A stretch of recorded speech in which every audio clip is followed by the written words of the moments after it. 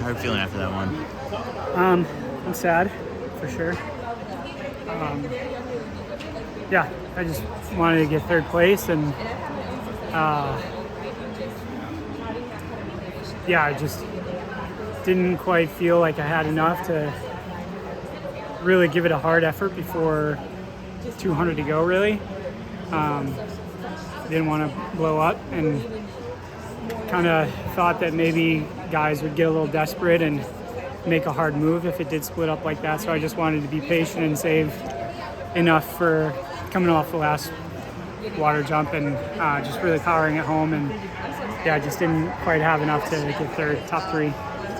How'd you approach the season in terms of just like looking at the trials as like the race to peak for? Because it's like, getting older and just like the injuries that have piled up, like it's like there's only so many fast ones that you have. Fast races, I mean, it's not like I was trying to dog the other races, for sure. I was giving as much as I could in each of the prior races that I did. I always try to run as hard as I can every time I race, so it's not like I wasn't trying to run faster earlier on in the year. I think I was in a bit of a training hole early on, and then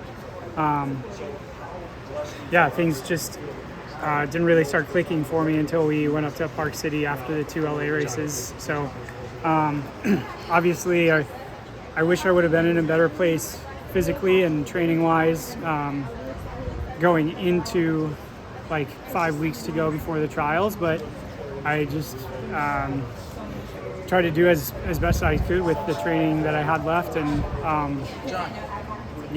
just give myself hope that I could still get here healthy and qualify for the trials, and then get fit enough to possibly be top three. So yeah, that was my mentality.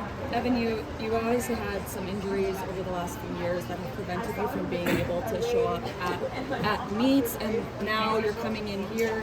You say you perhaps weren't really able to come in as fit as you wanted, but you did finish fourth after, quite a slog of years of injuries. Yeah. Even though it wasn't the podium, are you able to take any solace in obviously still being very competitive at a U.S. level?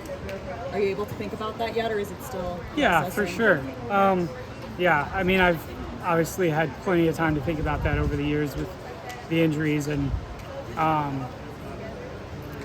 this is not how I would have preferred my career to go the last few years, but I think in comparison to the first 10 years of my career, like the first 10 years were very easy compared to this, and motivation only ever came in the form of trying to improve and run faster and do better at championships, and that's easy to be motivated about. That's like everyone wants to do that, and I have been very proud of myself to just not give up the first sign of things being really difficult and hard, and showing belief in myself and mental resolve to get through the really long, hard, tough times. And it's something I'm definitely very proud of, and I would probably prefer to have a nice, smooth, super successful 16 years of running, but I wouldn't quite say I wouldn't trade it for just more medals and running faster, but I think it's something that is going to stick with me for the rest of my life, and I'll be very proud of, and I think it'll benefit me later down the road. Seems like third isn't in the rankings. Do you know? Yeah, I don't know. So John's, you're in position. You're in the world rankings quota. Yeah, I know. So, but he's not. He doesn't have a ranking.